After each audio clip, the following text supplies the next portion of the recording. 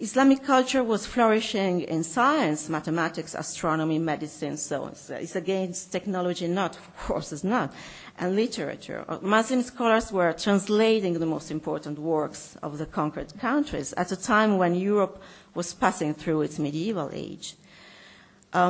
We can't forget that cultural transfer from Muslim countries to Europe contributed to give birth to the Renaissance.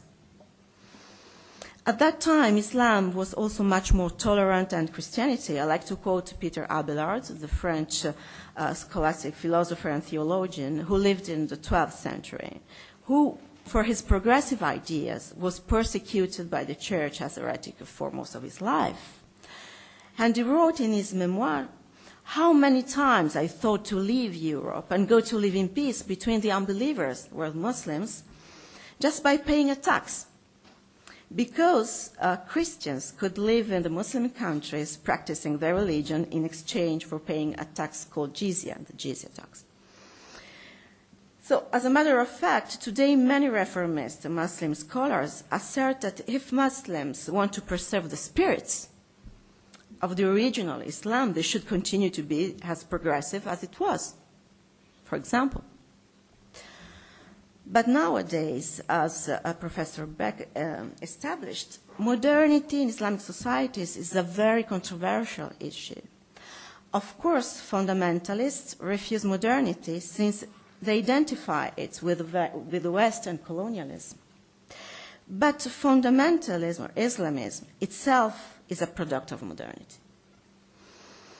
Not just because they adopt modern technology, but it's a very modern phenomenon. Fundamentalism is the result of the reopening of the Ijtihad gate, above all reopened by Muhammad Abduh, the Egyptian theologian, at the beginning or the end of the 20th century. What is Ijtihad? Ijtihad is the effort to interpret the texts, the Quran and the Sunnah, the tradition of the Prophet. Is the effort practiced by Muslim scholars until the 11th, 12th century.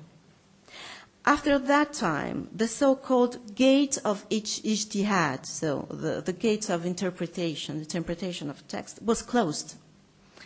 And the taqlid, that is imitation of previous scholars, became the norm. So from interpretation to imitation of previous scholars.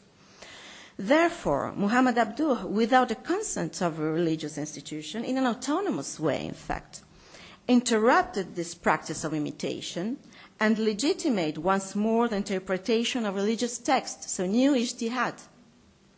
Abduh was a reformist scholar, but after him, with the same method, reinterpreting again the text.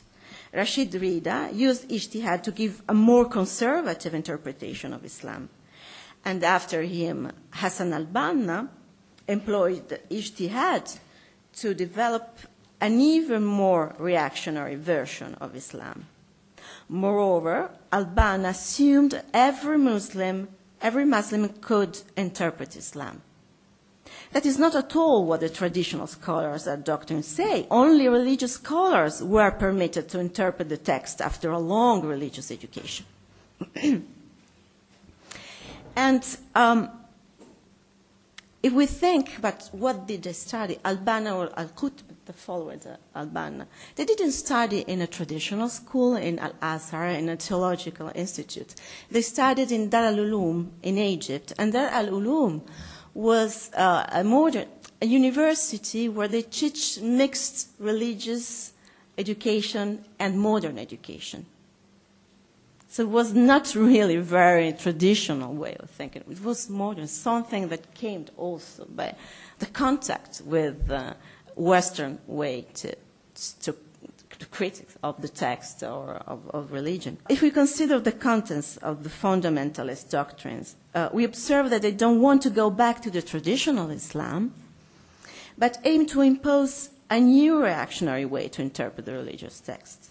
Fundamentalists are not progressive. They are, of course, politically reactionary, but they are not doctrinally conservative. They abandon taqlid, imitation, to produce a new ijtihad, a new interpretation, to justify their political position or ideologies. They are so modern that they have been able to transform Islam from a religion into an ideology. Traditional or pre-modern Islamic society was a pluralistic society. I'm thinking about the Ottoman or Mughal empires. But contemporary fundamentalists want to level out their societies, imposing a less or more totalitarian Islamic system that responds to their own political vision.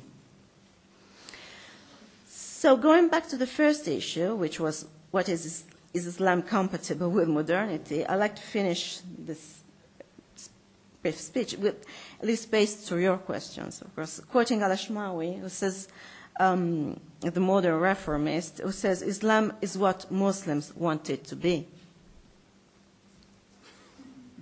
Thank you.